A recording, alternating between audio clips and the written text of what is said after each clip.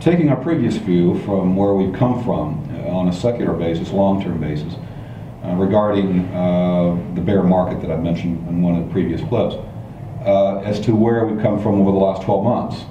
This time last year, we were making a call saying the theme that we were utilizing for 2012 was called the seventh inning stretch.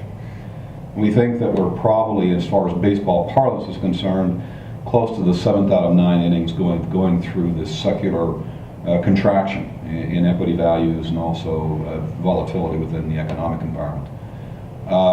Seventh inning stretch is a time of relaxation, a time where people kind of take the score and figure out what's going on. And indeed, this last 12 months was a period where stock values did very well. People started to get a little bit more comfortable with what was going on. The Federal Reserve, the Bank of Japan, and the ECB, all three central banks, have been easing very rapidly monetary policy, which leads, normally speaking, to rising asset values, and certainly that has been the case for the last 12 months.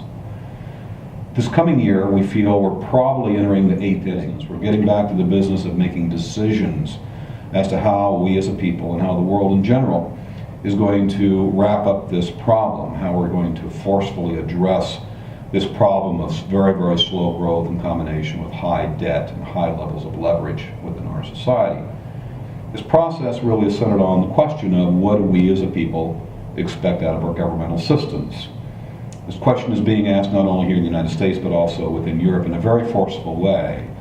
And I think that that question is going to be answered partially by the presidential election coming up in the next couple of weeks, and also by the reaction of politicians in Washington and by the people in general in the United States as to that election and what's going to be happening as far as answering that question of what do we want and need out of our governmental systems. What are we willing to pay for? We feel we're coming into the final innings of this long-term secular problem. But like we saw in the last 2 or 3 years of baseball games, the 8th and 9th innings can be very volatile periods. It can be periods where the markets go up and down a lot over relatively short periods of time. It can be periods where people get very anxious about things as we're trying to sort through these issues. Because we have come through 2 of the 3 stages of this decision process. Number 1, the shock that there is a problem. Number 2, the understanding of what the problem truly is. And then number 3, which is the toughest part of the toughest stage to go through when we're going through this kinds of crisis, and that is, what are we going to do about it? And I think we as a people and the Europeans are sorting out what are we going to do about this problem we have.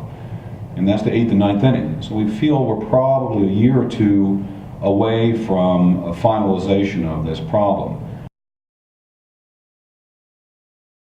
During this period of time, the markets will be volatile, more than likely, but they're going to offer real opportunities. And so we're suggesting to clients to look forward over the next 1-2 year period of time as a period of opportunity, of putting money to work for the long term with good asset values at good solid prices.